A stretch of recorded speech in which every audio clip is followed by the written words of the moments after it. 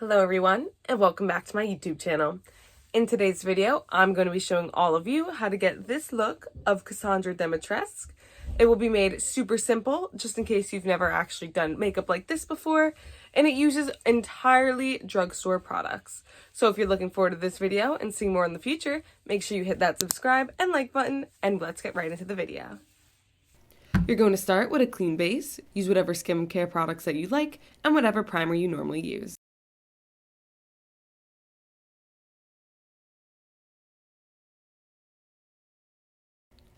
We're going to start this off with concealer.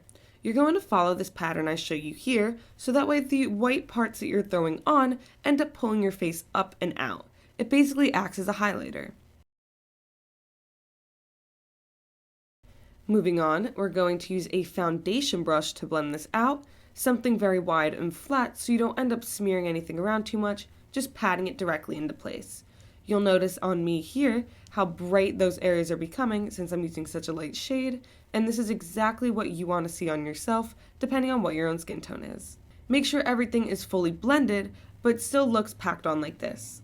From there, you're going to want to use whatever foundation. I'm using e.l.f. and I'm going to follow this pattern to basically fill in the blanks, leaving the highlighted areas from the concealer still. I'm sure to just pat everything down with the same brush, so we're blending the two together without fully taking that color away from the beginning. So as you can see, I'm blobbing this on above the eyebrows, on the eyebrows and the eyelids, and just anywhere where we didn't add the concealer. Using the e.l.f. powder, I'm going to blob this all over my face with a fluffy brush. You want to make sure that every single crevice that you have is totally filled with powder. It won't look as cakey if you dermaplane or shave your face, but if you do, just be aware that you're going to have a little bit of a caked on thing going on. I then use a flat brush to bake in the areas where I know it's going to crease, so I go under my eyes, around the nose, and in my smile lines. You can do this wherever you need, I just do it in the parts where I know I need it the most. Leave this on for a bit, and we're going to do our brows in the meantime.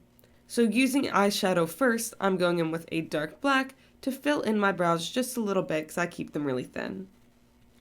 You of course can make them any thicker or thinner than you like, but I just try and make them a little more pronounced than they normally look. From there, I just take a brow gel, smudge it together a little bit, and brush them out. Once that's all done, you want to go in with that fluffy brush once again and brush upwards to remove the remaining powder. Going upwards keeps the shape and color of that concealer pattern we had earlier. Using this Jaclyn Hill palette I got at TJ Maxx, I'm going to take the lightest shade and use a blending brush all over the lid. You want to make sure you're going out into what would be a smoky eyes sort of style, where you're going out at an angle and over up through the crease. Take it under your eyelids as well so we can get a little bit of color down there. Going back into that medium brown, you want to take it outwards so you're smoking out your eye just a little bit. The girls have pretty natural eye makeup, and we don't want to overwhelm it too much, so a little bit of brown here goes a long way. Take that underneath once again so that way you add some depth to your eye. It's going to be really important later when we add that video game look. You're going to take a NYX eyeliner pencil and begin to draw a fake lower lash line. We want to emulate Cassandra's really deep waterline, and we're going to do this by just making our own, since pretty much everybody's waterlines are right underneath of their eyeball. So mimicking some of the techniques a lot of Gyaru makeup uses, we're going to basically just draw on this lower lash line with a black pencil first, but you can use brown if you would like if you're a little bit nervous to go fully in with the black. Follow your natural shape here and replicate it on both sides. Now taking a smudge brush, you want to blend it out, but not up or down. This is just to soften the line a little bit and create some shadows where they would normally fall on your face. From there, you want to take a white or a nude color pencil and go into that fake waterline that we just created. This is going to blend in your regular waterline with the lower lash line you just created and make that big video game shape. From there, you just want to take whatever liquid eyeliner you normally use and make a standard wing. I like to take mine into a really thick inner corner and maybe even a little bit thicker than a line than what I'd normally do. This just helps to create that cartoonish look. Make sure you're keeping your angles very sharp though regardless. A tip if you don't really do eyeliner like this, for your point you want it parallel with your lower lash line, which I'm showing you here, and you just want to pull it out very straight and then right up into the way your regular lash line goes. That creates a very even point every time. For the wing, I just pull it up. We are going to make it much bigger later, so for now just focus on having the foundation as close to even on both sides as possible. Once you're done here, you want to make sure the other side looks exactly the same. Remember, we are going to edit this a little bit later, so don't worry too much if there's too many differences. You're going to use your Q-tips pretty often to make things even. From there, you should look like this. Going back to that fake lower lash line, you now want to take this dark eyeliner and kind of overlap where you want that line to be. It'll blend in nicely with the shadows that you did before, so you just want to take it right over and then kind of merge it in with the wing you already made. Since not everybody's eyes are exactly the same shape, it's okay if both of yours look different. We want to do that, cousins not sisters or sisters not twins kind of thing here. You're then going to end up making your lines much thicker. Don't worry about them being messy because we're going to go back in with concealer in a moment. We just want them really big and dramatic. Going back in with that pencil, you want to now put the white directly into your waterline. And again, if you prefer to use a nude or a tan color, that will work just as well. Just make sure you are now going right up against your eye to create that giant eye look. At this point, when everything's dry, you want to go back in with your concealer and carve out those lines a little bit better. This will get rid of the mess and make sure that both sides look exactly the same. Then, using a flat brush, you want to go in and blend upwards, always blending upwards, and simply start to blend out that concealer, kind of buffing it into the skin. It is going to leave some residue of the black eyeliner, so you just want to take your Q-tips or cotton swabs and pull that apart. Don't worry, we'll go back in and fix it. Make sure that everything looks super crisp here, and once you finish that part, you're just going to go back in with your concealer one more time and just replace it in the spots where you left it.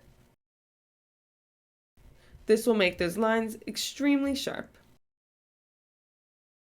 From here, you want to add whatever lashes that you have to that bottom lash line you created.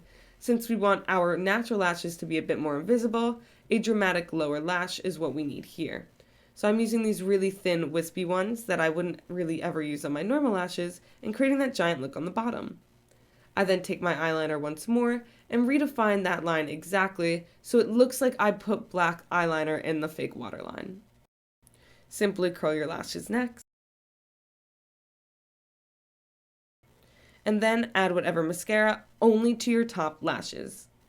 You can then take a fuller set to put on top, whatever ones you like, but I'm going pretty dramatic to make up for the bottom ones being so dramatic. You can also opt to pull them out a little bit further than what you would normally do, so that way it makes your eyes look really, really big. And once again, always be careful so you don't mess up any of your other stuff. Pat your lashes down, and from there your eyes are totally done.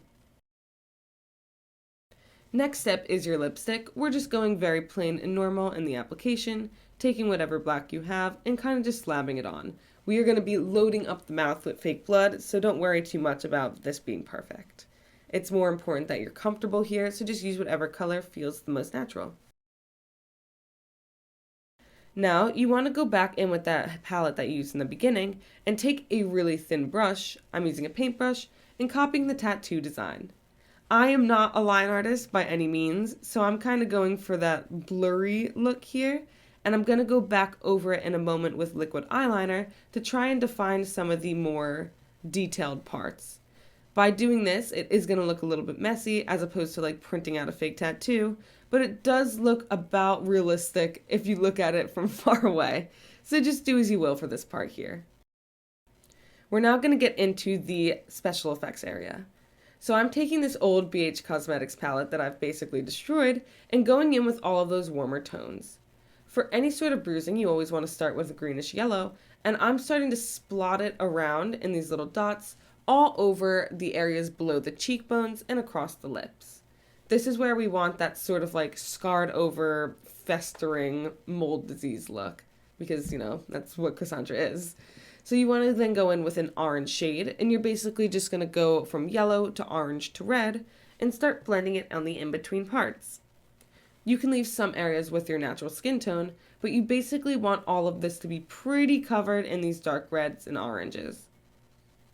This will make it look more realistic, as in you're not just eating, Ethan Winters. You're pulling tons of years worth of victims into your face and coming up with this super disgusting festery look. As you can see, I pull things all the way down my neck and across the chin, and then I go back around the lips for this super dramatic, crusty, bruised over look. Remember though, a little does go a long way. Don't overdo it. Once you're done, you can blend it upwards a little bit and go back over any of the areas that you feel looked a little too empty. I am then going to take this lip stain from ColourPop and put this directly over my lips. I don't particularly want to put fake blood on my face since it is all from Walmart, so instead I'm just going to use that lip stain, and then I'm going to pull it all over the cheeks as well in this dotting motion. This is just so that way we have some layers to the colors of the blood we'll be using. Once you're done, just tap it in with your fingers, and then try and avoid your mouth with the fake blood. I'm starting over my cheekbones and basically just letting it drip down from there over my neck.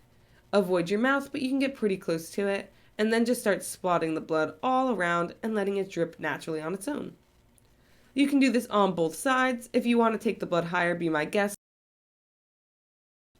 And this is our finished look.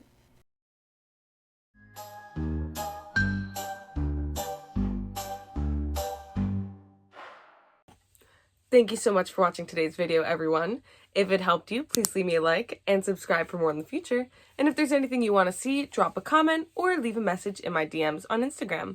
I also do crochet content, as we can see here. And if there's anything you want to see in that regard, again, just reach on out to me.